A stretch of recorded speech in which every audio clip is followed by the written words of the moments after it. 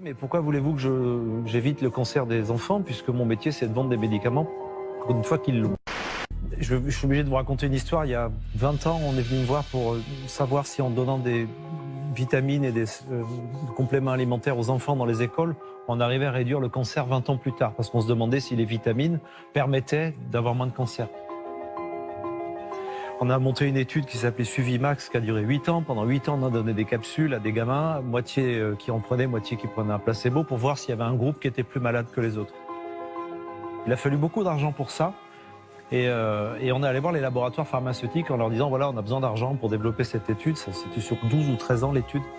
Et je me rappelle être allé voir le plus grand patron du plus grand laboratoire français en lui demandant 150 000 francs à l'époque pour financer cette étude. Il m'avait reçu dans son bureau avec des chaussettes en soie rose, je me rappellerai toujours.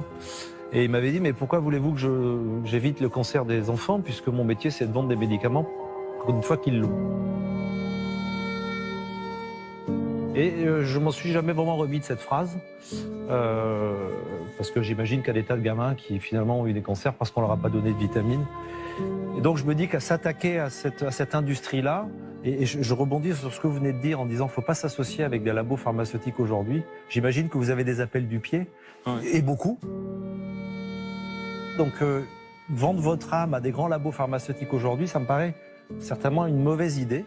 Mais vous êtes un chercheur. Vous êtes quelqu'un qui veut changer les choses et vous n'avez pas une vision business parce que finalement, votre mission, elle va bien au-delà du business. Et donc, on voit bien que vous n'êtes pas là pour nous vendre un business plan, des chiffres d'affaires, des taux de trucs, pas votre sujet. Donc, il va falloir que vous trouviez des gens qui vous accompagnent dans cette mission et qui sont des gens qui mettent leur argent et leurs connaissances au service de ces causes-là.